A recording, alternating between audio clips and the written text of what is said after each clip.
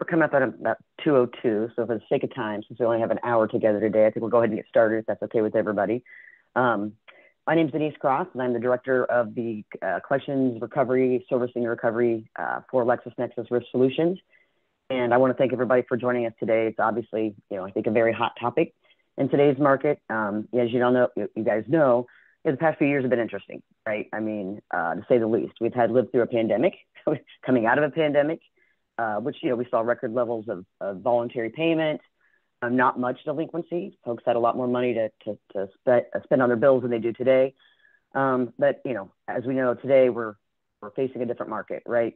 We've gone from that steady economic time to a large spike in delinquencies. You guys probably all read, the news that comes out every day, as I do. And it's, I think, getting increasingly more complicated and complex to collect. We're seeing a lot more consumers go into delinquency. So because of the spike in delinquencies, I think there, fortunately or unfortunately, sometimes there's a need for, having a great litigation practice in place. Diversified collection strategies are very important, which includes, I think, a great litigation strategy. So with that, that's why we're here today. I'm hoping that's why you guys all joined and that you find some value in what we have to offer today. We've got some great panelists. Andrea is a consultant with LexisNexis Risk Solutions. And Jonathan Wall is a debt buyer representing Unifund. So with that being said, Andrea, John, if you guys want to take a second to just do a brief introduction before we get started, that'd be great. Andrea? Perfect. Yeah. Thanks, Denise. Hi, everyone. My name is Andrea Bell. I'm one of the consultants here at LexisNexis Risk Solutions. I've been here for 14 years, home-based in Indianapolis, Indiana. So in my role, I work with our sales teams all across the organization in the first-party space as well as the third-party space. And in my focus is working with customers from anything from the servicing side all the way through early stage collections to late stage to litigation, which we're talking about today. So again, as Denise said, we want to thank you for your time and spending an hour with us today this afternoon to talk about litigation. John? Good afternoon or morning, maybe for some of you. Jonathan Wall, Vice President of Growth and Partnerships at Unifund, which is a debt purchasing servicing company, as Andrea pointed out. I've been with the company now for 17 years, since 2007, and I'm responsible for monetizing the organization's servicing capabilities and their assets under management.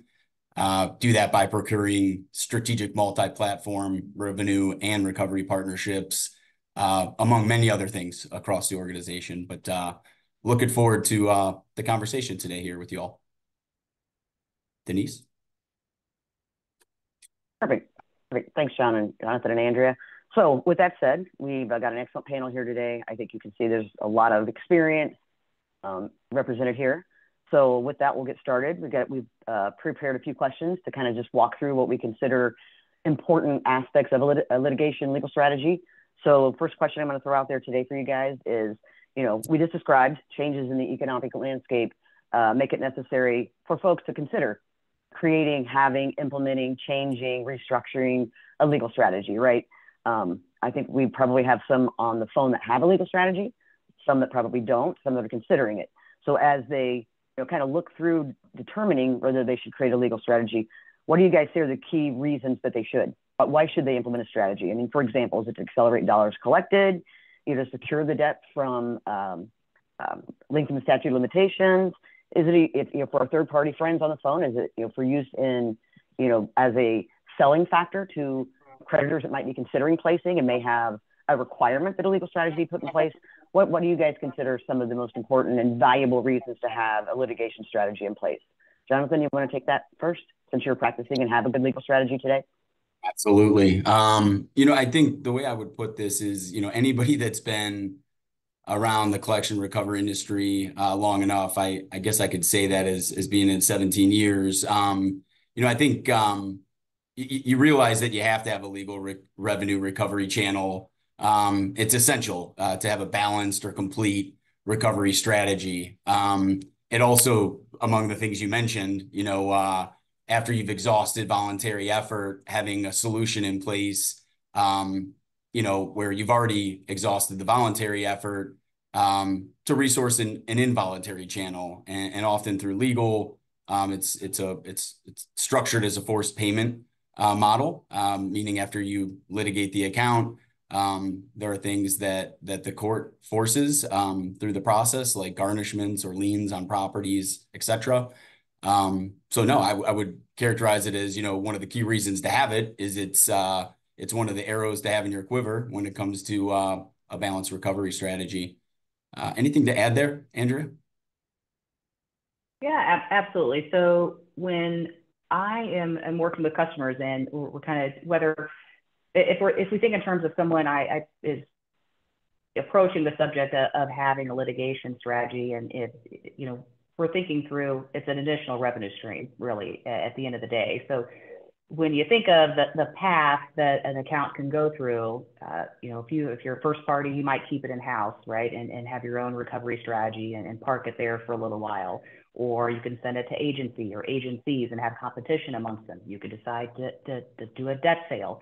But if you miss that, what I would say is kind of that fourth pillar of what you can do to treat an account of litigation, you're really missing the boat on a revenue stream. So for me, we're having conversations about it, is it's approaching the subject and thinking about, what are you missing as additional revenues for yourself, where there's certainly a population, I would imagine, that's going to meet that check mark of, meeting all the qualifications that would make sense for litigation. And maybe they're going to be better fit for that stream versus, a debt sale or, placing with an agency for that matter. So yeah, we probably could go into a few more reasons, but I think the number one is just generating additional revenue stream that isn't there if you don't have a legal strategy in place today. Yeah, particularly if you've exhausted that, to your point, Andrew, you've exhausted that voluntary effort, right? You've done the calls, you've done the letters, the text, the emails, what have you. Completely agree with you with what you shared there. Sorry, Denise, go ahead. Yeah, no, you're good. I was just going to say our poll question has been a lot of responses have come in. So it looks to me from a 3 or below. So 3 being you're probably about the middle of the road of your legal strategy. 2, of course, a little less. 1, our legal strategy needs improved, or we do not have a legal strategy. That's representative of about, if my math is correct, about half. So I think this is obviously great topic, and I'm excited to see that there's about half that have interest in either, looking at enhancing or developing a legal strategy. So that's awesome. And thanks, guys, for responding to that poll. It's great.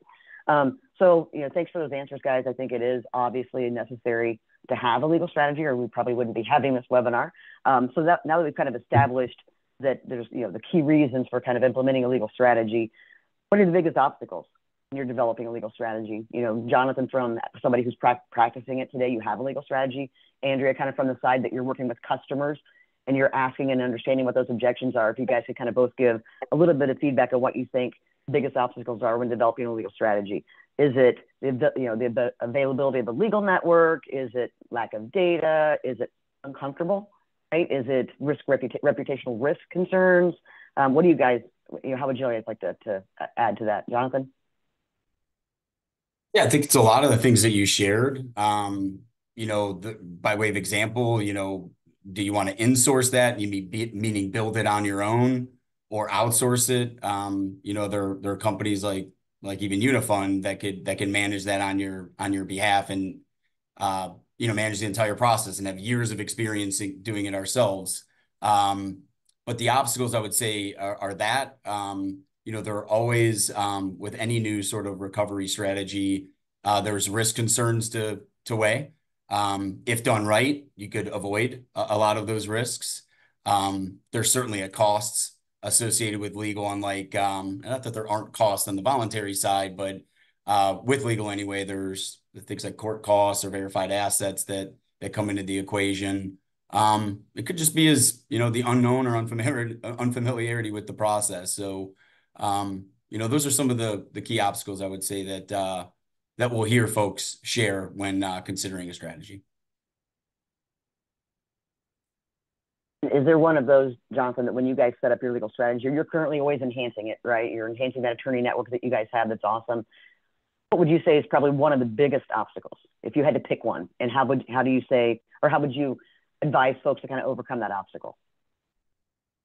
I think whenever you're depending on a third party to collect on receivables on your behalf, especially in the legal realm, you've got to have all the appropriate documentation in place to be able to do that. You've got to trust that party, have the appropriate oversight into that process. And I'd say it's a few things. It's one, building the rapport with the partner.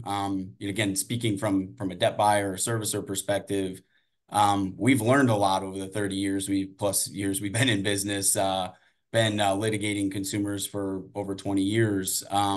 So we've made all the mistakes that along the way and put all the resources into recovering on a portfolio to learn how to navigate that, and built out what I would say is a very robust process that alleviates a lot of those concerns for folks. And there are other service providers out there that do the same thing. But I would say it's that, and it is like sort of the cost and the timeline as it relates to legal. Most other collection recovery strategies are in a short window of time. If you're placing out the agency or utilizing an email strategy or texting campaign, those are sort of more immediate results. And you do see some immediate returns on the legal side, but it is a longer tail strategy, and there is a cost associated with that that does have some are some obstacles for folks to lean in and advance doing a legal strategy. Great. Yeah, I agree. Probably that trusted partnership is probably all aspects of our business, right? Because it is such a highly regulated, top of mind business that's, we want to keep ourselves out of the news for sure. So thanks for that, Jonathan. Andrew, when you're working with customers, and I know you and I are on the same team, that when we work with customers, a lot of objections come up, right? What do you consider are some of probably the biggest obstacles or objections to developing a legal strategy?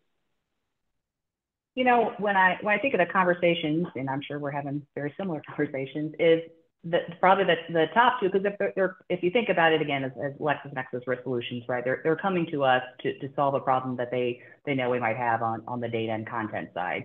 And so, for me on the consultant side, we're having conversations most often about asset location and selecting the most profitable accounts. So I'm glad we have that in the poll, because certainly would love to, get feedback from the audience if that's kind of a top of mind obstacle they're having. But again, my experience and what we're having, it is figuring out in the vast, world of data that's out there, who do I have as a trusted partner that's going to supply me a good asset that I can act on, right? And also in making sure that it's going to be something that's usable in this process, because we all know finding places of employment, it's a hard process. I think back to the days when I was a collector many, many years ago, and and then when I managed collectors, is I always called POE is king. Place of employment is the most valuable sort of data piece, I think, for a variety of reasons. I know we're talking about litigation today specifically, and so when we did administrative wage garnishment,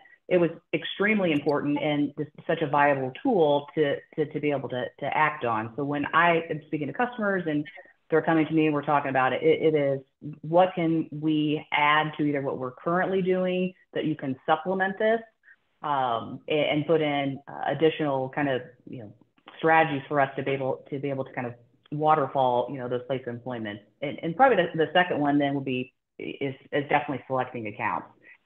When I have conversations with the customers, certainly I'm asking, how are you operating today, and thinking through who's going to be a good candidate for litigation.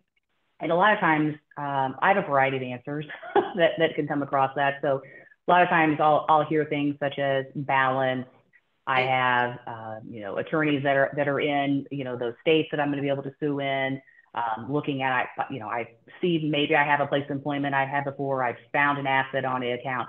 And those are good things, I think, and features that's going to get you about halfway there to figure out.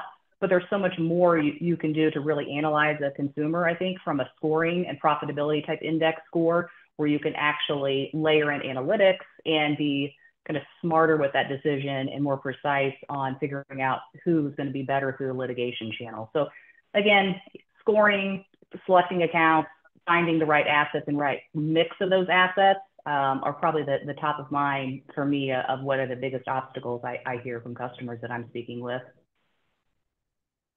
Absolutely. Yep, I agree. I totally agree. So as we've kind of just alluded to, data is obviously be, John, you kind of alluded to having the right documentation. That's one piece of data, right? That's one piece of information that you have to have, but there's other elements I think that you need to look at when looking at a legal strategy. I have my thoughts, what are important data and processes to consider. Like, for example, for me, the deceased, incarceration, military, right? Andrea, you kind of alluded to the selection, and just I think we're on the right track because I look at the poll questions that came in, and excuse me, the answers. Assets was 44%, right?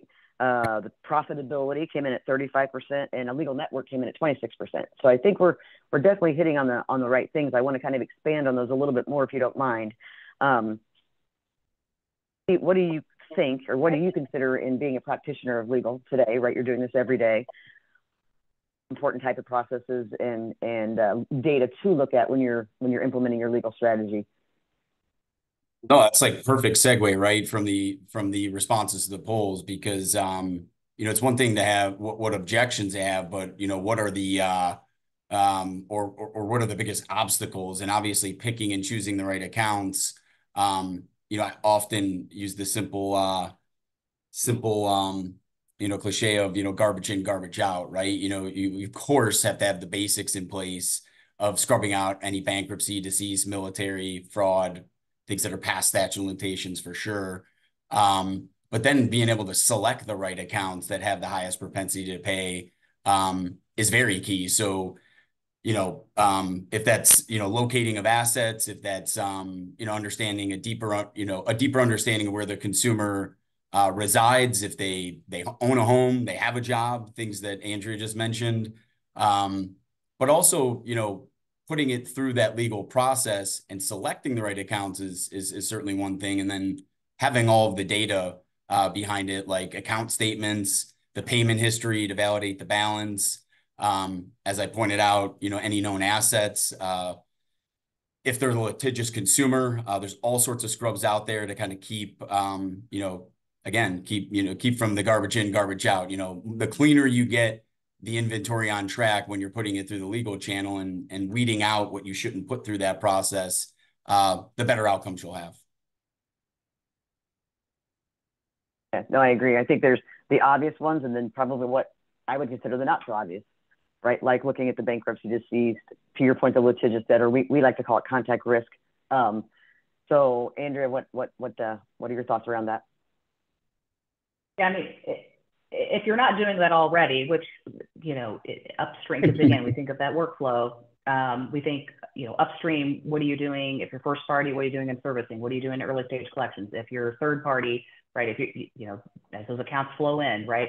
Are you already kind of building upon what's going on? So there's kind of two things to think about. What's going on in that consumer's life, right? To make them a candidate. If you think of a funnel, you're starting out with your pool and you're just going to keep whittling it down as you find out more and more about these consumers. So the bankrupt, the deceased, monitoring for that information. A lot of times incarceration, people don't, sometimes think about that. Denise, I know you and I have spoken about that many times, and can't tell you the number of times I've had an aha moment where, we're not talking about a ton of folks that are going to be incarcerated.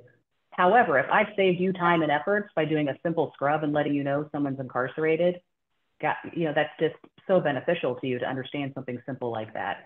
Judgment and lien data, right? There's all kinds of thoughts around how to use that data. I've had conversations with customers that actually think someone who has a judgment actually is a good candidate because they're thinking, gosh, if someone else has sued them, they probably were a good candidate to sue. Now they may wait in line to sue that person because, again, if they've got other judgments against them or a lien against their property. So that, again, that's just a different mindset. Or you've got someone on the alternative that thinks, gosh, I have, see that they do have a lot of judgments. Maybe I don't want to pursue that person, and it is going to be a long time, and I'm going to move on to bigger and brighter fractures with other consumers for that process. But judgment and lien data also becomes important for that as well, to kind of consider what's going on with the consumer. Yeah, and that's a lot of, we've both commented a lot. Like, sorry, Denise, go ahead. I was just going to add to that, addresses for service of process, right? Sometimes people kind of step, right? And they spend all the money, time, effort, and they get to the point where we're find on someone's appeal box, can't be served. So I think that was an important one. And obviously, employment we've talked about. But go ahead, Jonathan. I didn't mean to cut you off there. Not at all. No, no, I think we've all three of us have spoke a lot about here, the front end, component of the data. It's also, as you're in that process, right? And, making sure you have the right controls in place when you do pursue litigation as well. So it is absolutely on the front end as important as it on through the process and on the back end to have all the pieces in place to be able to track the performance or track the progress of the accounts going through that litigation process. And making sure, you have the right controls in place to be able to monitor that for all the reasons you need to, not only for, optimal revenue recovery, but for risk and control reasons. I think with the poll question, but I think one of the things that I run into a lot, and we've hit on it, it is probably the most expensive collections process is once you get to that legal channel. Jonathan, I know you guys, Lexus as well, have a profitability, easy for me to say, index that you guys utilize. Can you, your secret sauce, right? But if you could kind of go into, how do you guys use that? And why do you find it to be so valuable and successful? I know I have that use it, find it extremely successful. Could you give just some thoughts as, again, a practitioner of utilizing it every day of why you think that tool is valuable and kind of how you utilize that tool?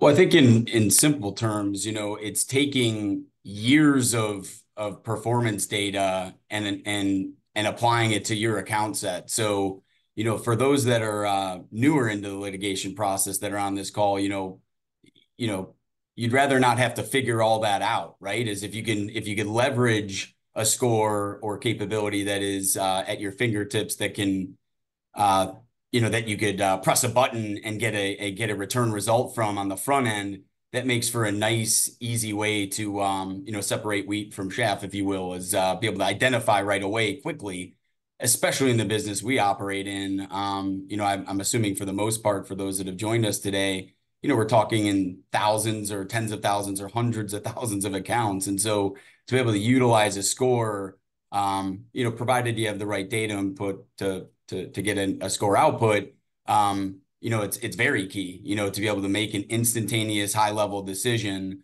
because it's not practical to go through each and every individual account, go through it at the account level to be able to identify accounts that would otherwise qualify. Now that's an advantage. There's something to say that building that into your process and the attorney oversight and all of the above that has to happen when you're putting accounts through a legal channel. But no, the scoring is huge for us, even on a front end. As a debt purchaser, we look to evaluate files that we're going to buy. So be able to assess that, often for bid or for a price of the portfolio, so it could leverage it there. And it allows us to kind of segment the inventory and route it through the appropriate channel. I'll give you some examples. A consumer that has a high propensity to pay score for us, often on the front end of acquiring a portfolio or a fresher charge-off account, you want to exhaust that voluntary effort. You may find that through the scoring that there's a very high propensity to pay, but they're otherwise not paying through that voluntary channel. So you want to, exercise the option to pursue that account through the legal channel. If they don't opt, the consumer does not opt to pay voluntarily. Also helps you from a settlement perspective. If somebody has a real high propensity to pay score based on their assets, you may not settle that account after the second or third agency placement for 20 or 30 or whatever percent. It has a real high propensity to pay, and thus you could recover more out of the account. So it's fundamentally important for us at Unifund. We apply that 20 plus year litigation history, all the data analytics that we've built, to identify those accounts that have the highest propensity to pay. One of the other variables that I feel like is worth sharing is, depending upon the scores that are out there, one of the scores that we utilize does take into consideration the overall cost too. So we talked about this earlier in the conversation of it's not, of course, just picking the right accounts and having all the right data to be able to all the right account documentation to proceed with that process. But it's also what's your net payback. And so There's, 50 states. There's several states with different jurisdictions where the cost range. In California, it could be $400+ to litigate. In New Jersey, it could be sub 40. Depending upon the balance of your account, the timing of the recovery of those accounts, we do leverage scoring for that very reason, and some of those variables are part of the scoring process. I think that's a very important topic, because what I find sometimes, and Andrew, I know you probably run into this too, is some of my customers will say, I'm just going to use my front end credit score that I've had on file for a while just to make that decision. I'm like, well, you might be really missing some key components if you're trying to use your collection score, right? That you use either a lending score, right? Maybe it was your credit risk score, or even a collection score, because of those key components you just mentioned that are missing, right? So looking at things like court costs, I think is extremely valuable. And that's one of the reasons the profitability index was so exciting to me, is because it does build in total costs, and that you're missing key components if you're looking at maybe even a credit score, such as the liens and judgments and things like that. So, I think those are very valuable things to bring to the table. And I appreciate that. Andrea, do you have anything to add to that, what Jonathan just talked about? Yeah, I would add that, again, the whole motivation here of using that score is to really figure out who to include and who to exclude.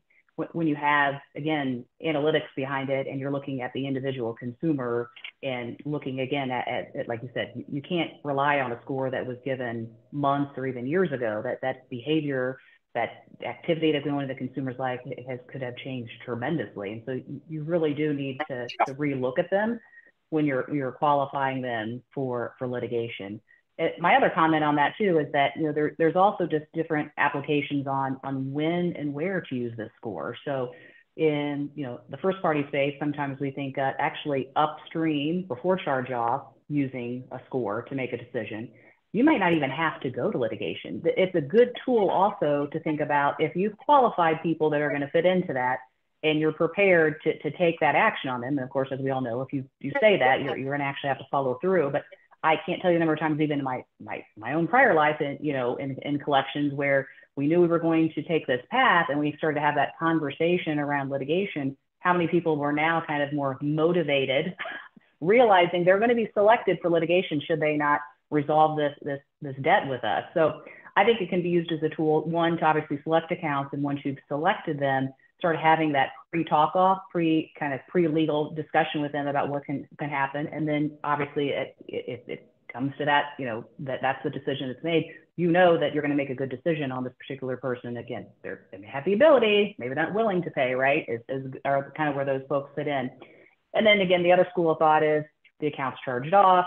And now at this point of charge off, we're going to think about scoring at that time to figure out which stream potentially we're going to put it in. So that kind of more applies to that first party. And then when I think of, agencies and debt buyers I'm working with, that again, there's time that's passed that you've collected on these accounts, and there's decisions that need to be made at this point. Do I can continue the path I'm on? That's not working? Probably not, right? We need to kind of think about who can we scoop up into this pool that's going to be a good fit for that. And again, profitability index does a phenomenal job of selecting those accounts and focusing on the ones that you're going to have success through a litigation channel. Awesome. Yeah. So I think as we kind of talk through that, I want to kind of combine a couple questions together, if you don't mind, or throw a couple of topics out there. We know that we've obviously determined that a legal strategy is necessary, right? But we also know there's some couple things. We've scored them, and now some are going to fall out, right? Some are going to basically not be profitable through the legal channel.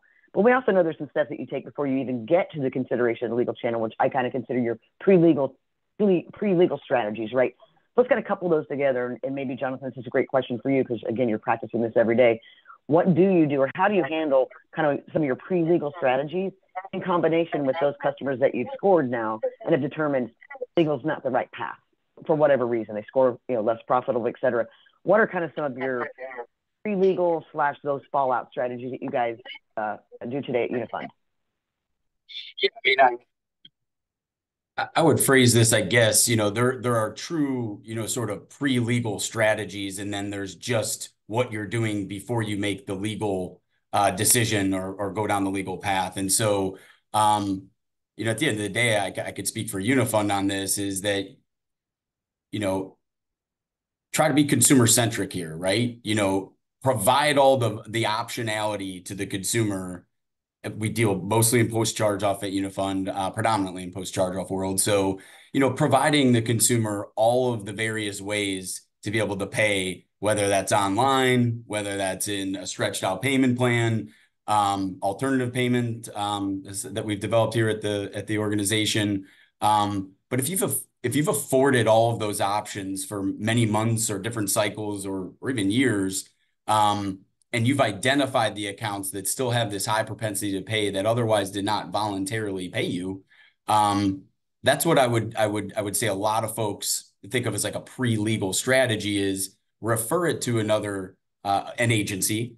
It could be a law firm, to give an alternative prior to going down the legal path. At Unifund, we do exercise that before going the suit route, and it's really just as an option for the consumer before taking it through the full legal process to get into a payment arrangement. And if not, then it goes through that legal strategy out to an attorney, and exercise through the courts and what have you. Right. And for those that fall out, let's say you have scored them, you got them to the point you've done all your pre-legal kind of look at. They've scored, and you're going to obviously have, not everybody's going to score profitable, right? Do you employ the same strategy for those that kind of fall out? Is the whole settlement strategy, maybe breaking it up, chunking it, selling it, or how do you kind of handle those accounts that fall out? Great call out, because I did not answer that part of your question. So yeah, absolutely. Those that have a lower probability to pay or a lower profitability index, that allows for for us to determine maybe a deeper settlement authority for those individuals. And so absolutely, apologize for missing that part of it, is I think that allows us to sort of dictate which channel these accounts go through and at what settlement authority or what treatment they would get. Someone that scores low could score low because we know they don't have a job, or they're in a state where the legal process, the garnish, isn't available, or you can't lien the property. Any number of reasons, even at the consumer level, not asset level, just depending on the consumer age, or some odd 76 attributes that we're looking at when it comes to a profitability index. And so it helps you dictate the strategy, where, again, those that have not voluntarily paid you, if they're on a lower spectrum, you could go deeper settlement. Higher spectrum allows you to sort of pursue that legal path and put it down the legal channel. Thank you. Now, Andrea, I know you and I spend a lot of time talking to customers about just this, right? Got myself to the point where to make a decision and really working on developing a good servicing, right? It could be pre-legal servicing strategy. What can you add to what Jonathan's kind of talked about based on what you interact with our customers every day, what they're saying? Sure. So, when I think of just, solutions we offer in the space, and kind of, again, coming from our perspective, right, they're coming to us typically for some kind of potential data need, consultation on what we offer that can help in that space. So a lot of times it's helping them line up who's going to be a good candidate, and arming them with information that's going to be helpful. So we kind of already covered this a little bit, with regards to the data when it comes to compliance, of knowing what's going on with your consumer, and then expanding on knowing where they're at. So service a process. I have that conversation pretty much every single time when we talk about litigation, the importance of a good address and what we can offer in that space when it comes to looking at address and looking at even all the variables around an address. So is it going to be able to be, am I going to service them at that address? Are they seasonal? Are they moving? Are they a snowbird, for example? Is there a indicator that this address isn't looking like it's going to be a viable place to reach the person for service a process? So I think you really got to set yourself up for success in looking through, again, what's going on with that consumer, where are they at today, and then arming yourself even something like with a profitability score those will all just lead you down the path of success and really bring in those accounts that are going to be good candidates. Because as we all know on the call, litigation is extremely expensive decision to do.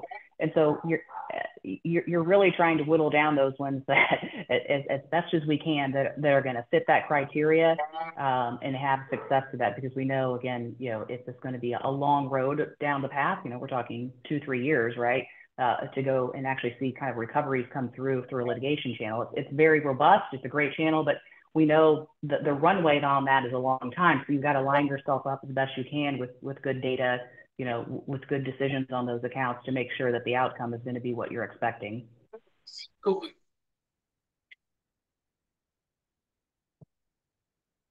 So we've kind of determined, right, that a good attorney network is extremely valuable and important and necessary, right? Good data, important, necessary, valuable, a profitability index or some type of scoring model that says be successful or not, going down that legal channel. Some of our customers on the phone that have already sued people, right? They have dormant judgments that they're sitting on today. And we're seeing that kind of come back to the top, bubble up to the top now that the pandemic's over, right? Everybody's starting to collect again. I know my customers that had pre-pandemic were actively pursuing them, right? They were looking for data. COVID comes, pandemic comes, that stalls, right? So we're seeing them kind of reactivate, if you will, a dormant judgment process. I see, or what do you, and Jonathan, you guys are probably sitting on some dormant judgments, or, you have your legal network that might be sitting on dormant judgments. What do you find valuable, or how do you kind of revamp or re-engage with those dormant judgments that have been sitting out there for a while, especially those that might be getting ready to expire, right? Because you have to watch that, right? You've already spent the money. If you have a judgment getting ready to expire, I'm assuming you're going to do something with that. So could you kind of talk us through a little bit about what you think is valuable data in that process and kind of how you guys dormant judgments? Absolutely. Obviously dormant judgment by definition is there's no active payment or settlement arrangement on the account. So, I think some of the best strategies around that, never mind, being, appropriate oversight to the accounts at your attorney network or at the law firm that's servicing the account. A big component of our dormant judgment process is the recursive asset searching. So something Andrea touched on earlier in this conversation is, now we may have located employment or that they're a homeowner, which made us determine that we would take the suit path.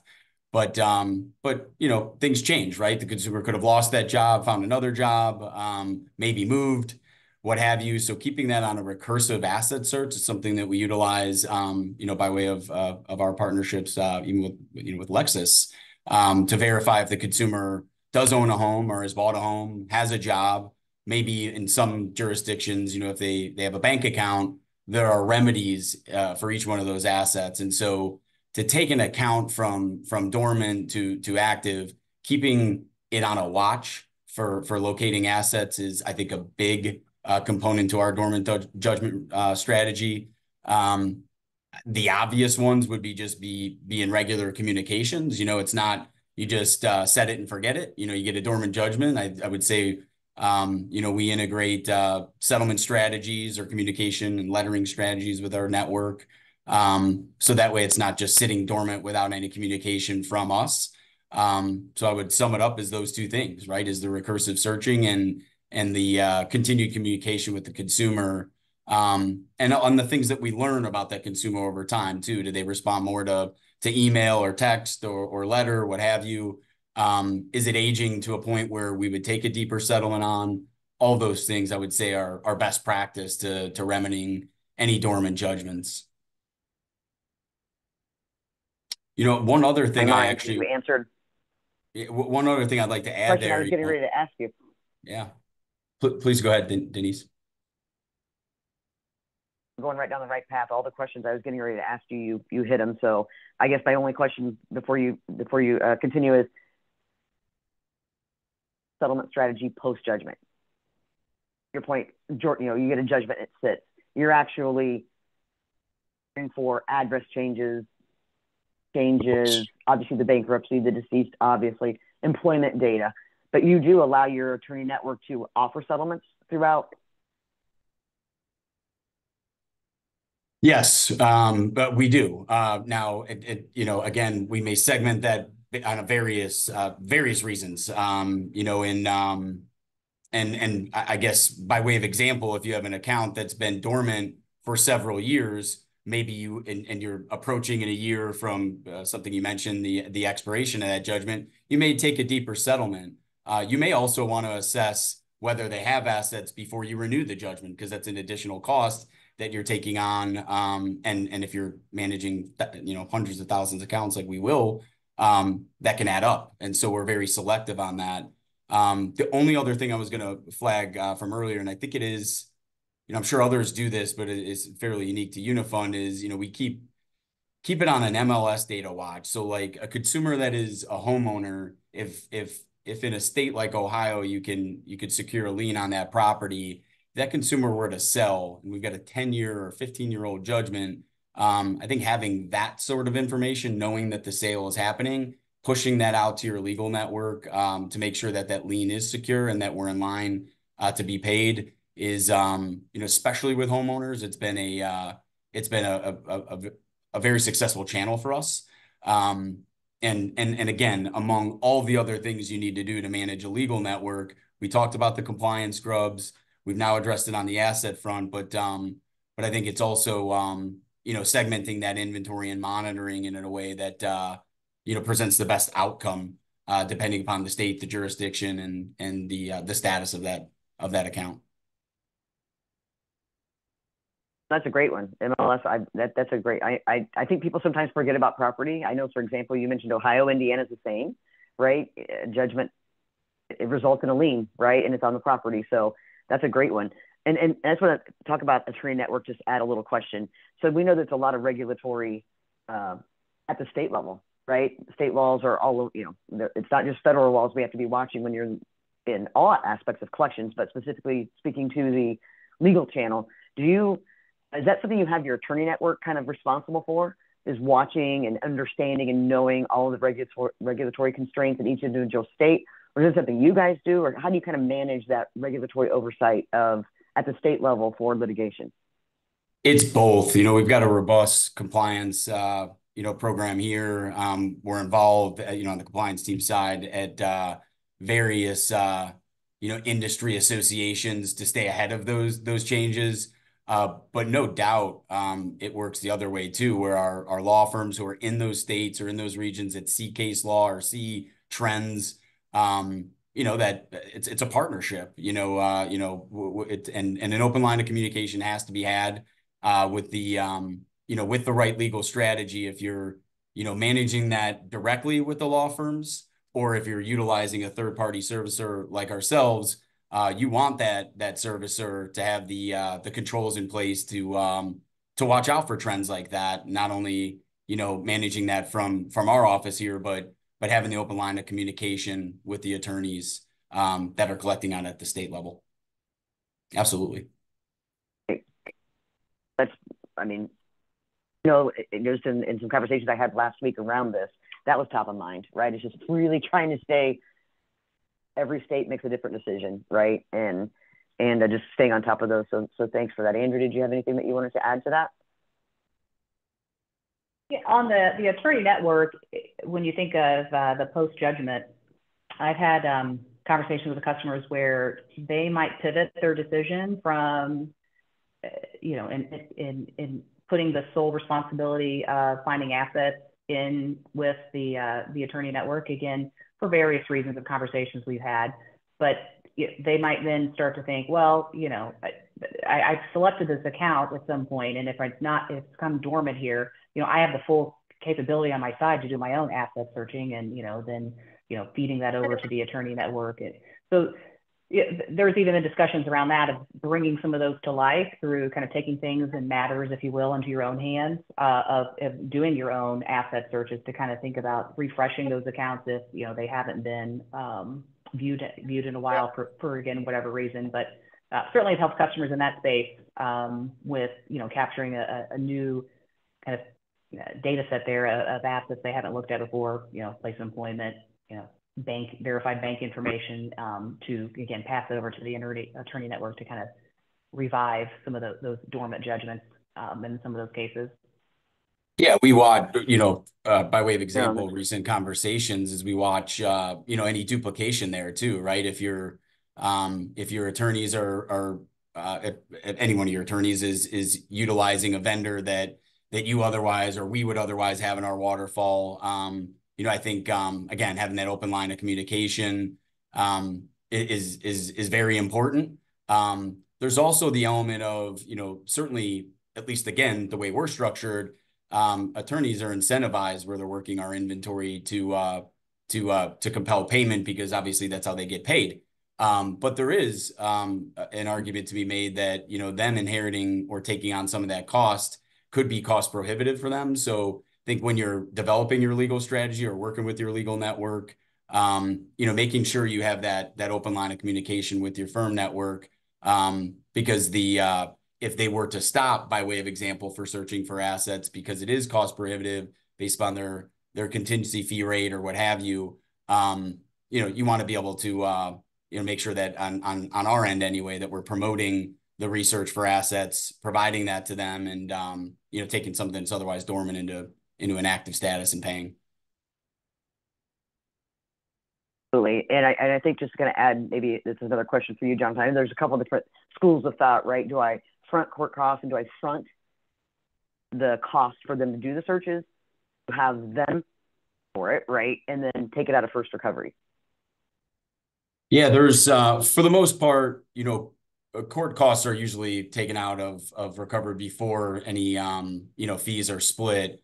But like direct expenses like assets are typically not. They're not recoverable, at least again in our experience. And so the idea, however, is that especially for us, because we bake in the idea of what the cost is to sue the account, as well as that direct expense, the return on investment considers those two variables. And so it is worth often to pay or locate an asset because the ability for it to pay you back is significantly greater. And but there is, a variable that you have to measure with that. As I said, earlier in the conversation, some states it could be $400 or $500 to litigate.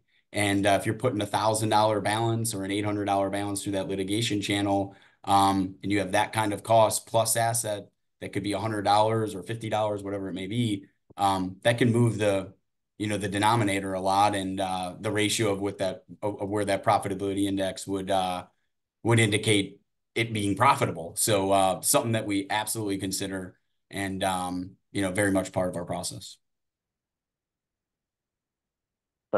Excellent. Well, I think in the sake of time, I know we have some questions coming into the chat. So you guys have been phenomenal answering the questions that I've thrown your way. So now it's the the attendees' time to ask some questions. So I'm going to pose them to you guys. I'll throw it to one of you or both. Question one that came in. One aspect or obstacle, curious to get insights from Andrew and Jonathan, is how to measure the effectiveness, given this is a long tail process, as Jonathan pointed out, i.e., how do we know how much value this adds without waiting for 3 or 5 years to see the full impact? Jonathan, you want to take that one? I could jump in, Andrea. I know from our experience, we track, place to filed and filed to judgment. So this, I've repeated this, maybe I've said it too many times, it's that set it and forget it mentality is not the right, not the right approach, right? So when you sue an account in New Jersey, I'm just giving that as an example, that's an e-file state. When we place an account with an attorney, the time in which they file that account in New Jersey should be very swift. That is very different in the state of California, where it could take up to 9 months for you to get to filed or to judgment. And so we track the progress from place to file to judgment. We have expectations. We have a automated liaison report on our side that monitors and tracks that progression of time at the attorney level, to where we can weed out any problems. But we know that when we get to place, or when we get from place to filed, the liquidation rates should look like X. When we get from filed to judgment, it should look like Y.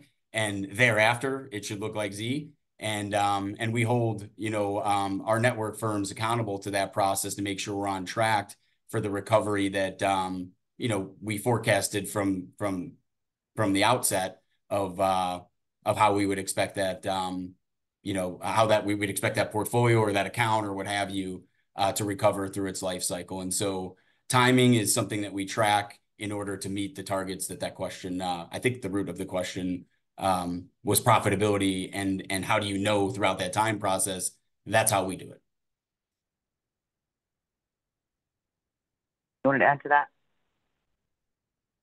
Yeah, one of the things I'll add too, and I've had a few customers, and this might work maybe a little better with someone who's already maybe dipping their toe into litigation a little bit, but we've also had what archive tests, retro tests, to kind of do a look back and see, all right, who did you select for litigation? What was the results of that? Who did you not select for litigation? And using the profitability index as a measure to kind of extrapolate and see what were the gains, what were the losses there, and looking back at. So that kind of helps you shorten down, the question. Like we talked about, it is a long tail to litigate someone, and so waiting 3 years probably sometimes isn't the most easy decision to make to figure out if this is going to be profitable. So sometimes doing archive tests and doing look backs on individuals at a point in time can also be helpful and lend some insight in decisions that were made to kind of help figure out where does this decision